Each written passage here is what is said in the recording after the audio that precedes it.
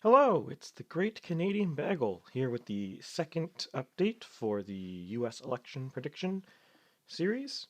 To start this video off, since I was getting a lot of feedback from the last video of people questioning and wanting to know more about the methodology about this, I'm going to start the video going through the methodology.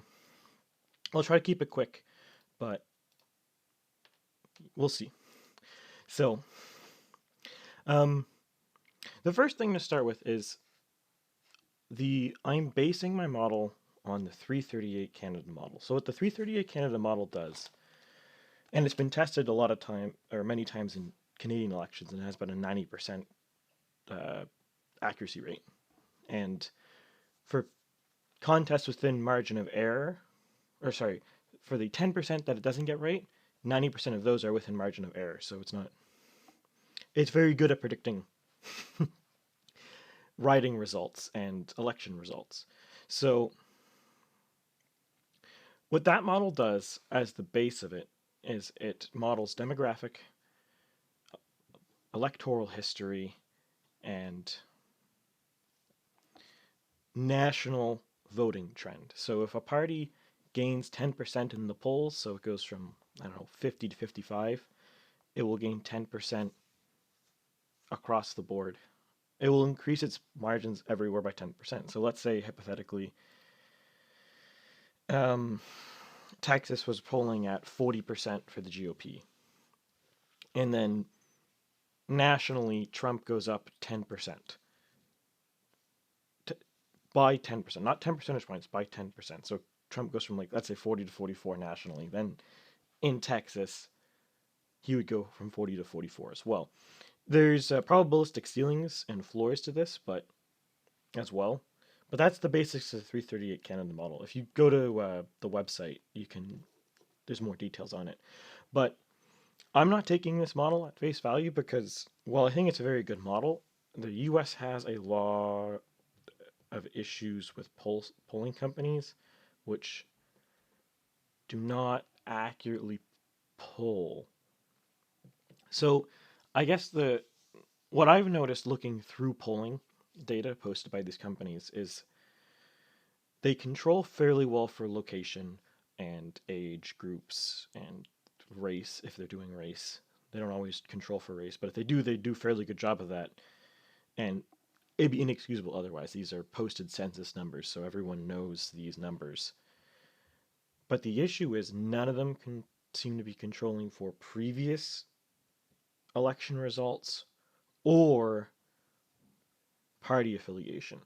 So sometimes when they control for party affiliation, they are using polling to find party affiliation to control their polling with polling, which, well, even a properly done poll has a margin of error on it. So when you take a poll with a margin of error and you put another poll with a margin of error and they have large margin of errors, the margin of errors start compounding, so it gets quite bad. And this assuming the poll was conducted well in the first place.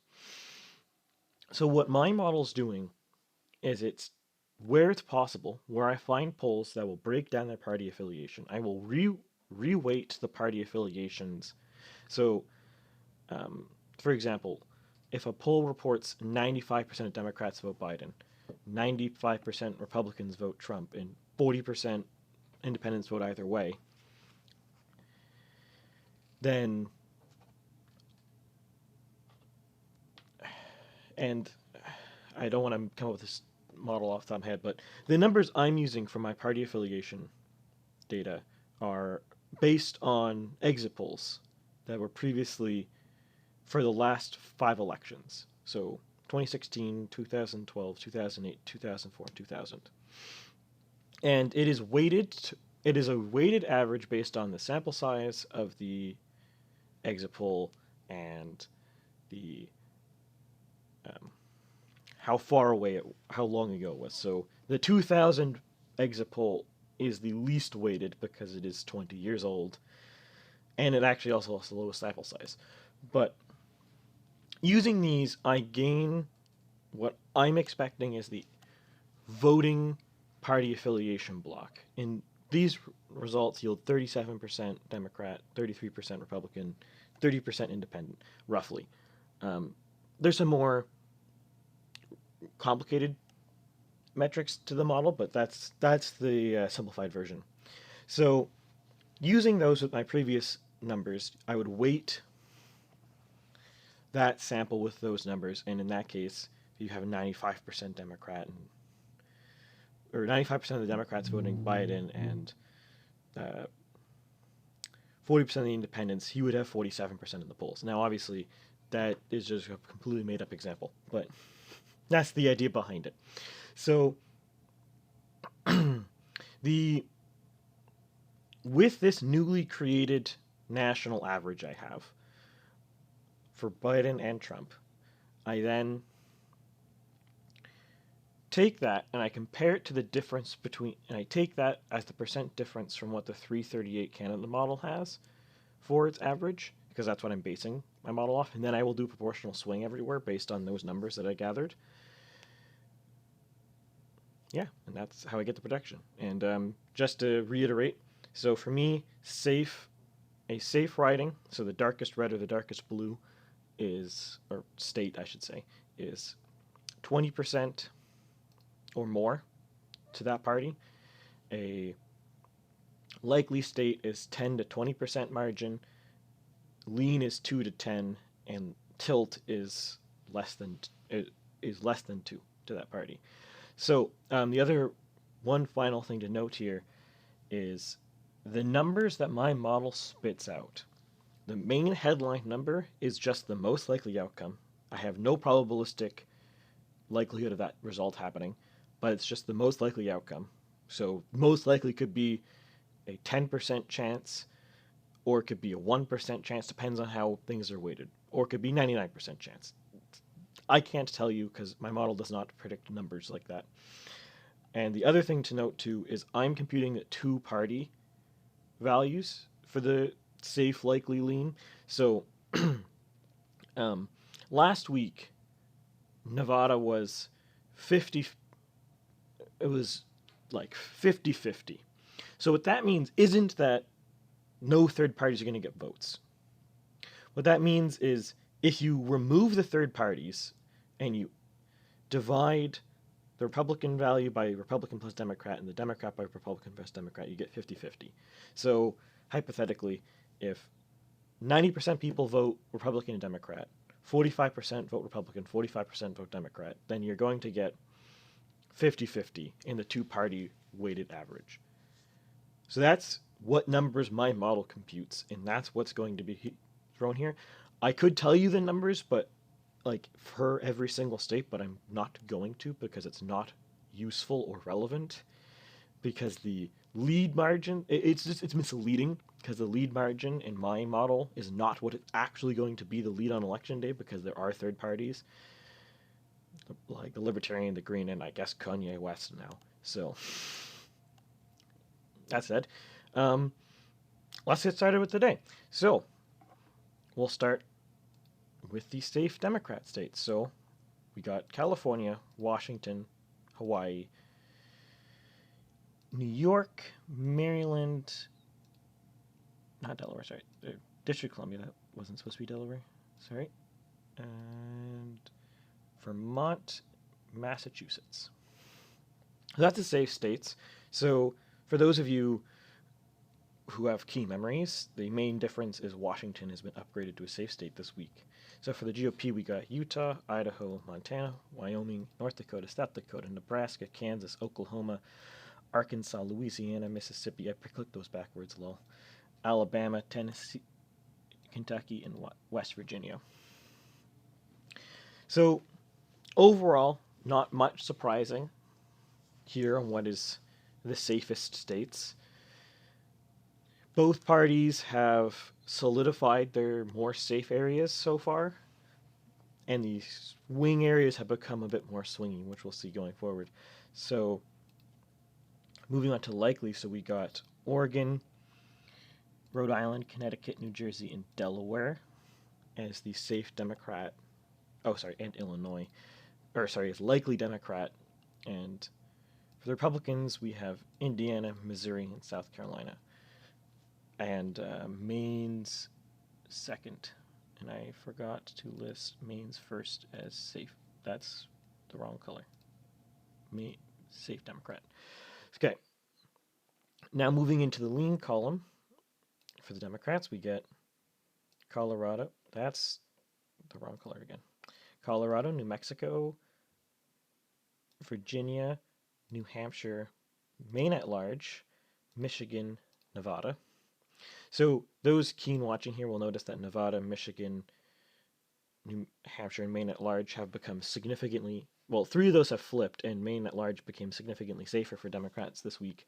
There's a lot of new polling out in the last week, and I've updated my model a bit. So Nevada and New Hampshire were specifically, I think by last week's model, were being a bit funky, and it's evened out since I've had more data to it.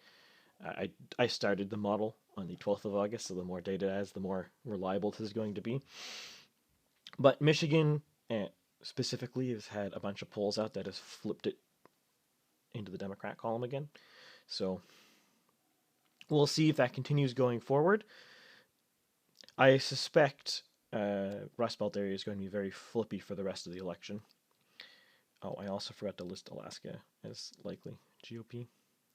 So going into GOP lean, we get Arizona, Texas, Iowa, Wisconsin, Ohio, Georgia, North Carolina, and Minnesota. So this is interesting. So a lot of these aren't that exciting. I get Arizona and Minnesota have become a lot safer for Trump going forward. And this is quite surprising because Minnesota hasn't voted Republican for 40 years, if I'm not mistaken. I have to double check those numbers, but I'm pretty sure it's in the realm of 40 years. So that'd be quite a surprising flip here. Possibly the most surprising of any result on the coming election, but we'll see going forward. Moving into the tilt margin for Democrats, we have Florida. Bunch of really good polls for Biden in Florida this week. But as you can see by the numbers here, when we go to the tilt margin for GOP, they have Pennsylvania, meaning Trump will narrowly eke out a victory here for this week if the election was today. But that is with all of any convention bonus Biden could have had, and Trump still, and the Republican National Convention is still going on. So it is likely that this might be the high water mark for Biden. I could very well be wrong, but barring some major change, I'm expecting Trump to regain or to gain more ground going forward. It seems momentum's in his camp, especially if you look at some of the national polling. Basically, every pollster over the last couple weeks has had their margins going down before I do my model correcting them, and going forward, I expect that to get more significant, or sorry, my correction to get less significant, because it looks like they are all trending towards accurately polling, but we will see.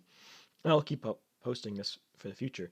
But now, the next thing I wanted to add to this is one of the comments I got last week made me think I should add the margin of error, or to show you the extreme example. So all of these predictions that my model gives have let's just switch screens here.